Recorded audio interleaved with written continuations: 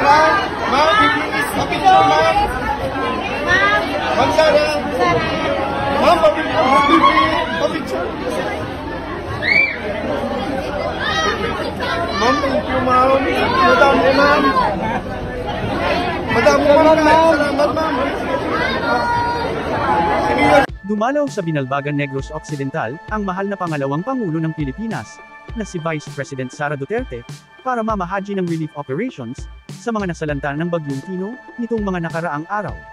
Makikita kung gaano kamahal ng mga Ilonggo, si Vice President Sara, na kahit ang mga Negrosanan, ay hindi mapigil ang matuwa, sa kanyang pagpunta sa nasabing lugar. Ang Negros ay baluarte ng mga Dilawan at King, pero kita kung gaano kainit ang pagtanggap ng mga tao, sa ating pinakamamahal na Vice President, bagay na hindi nangyayari ni Marcos.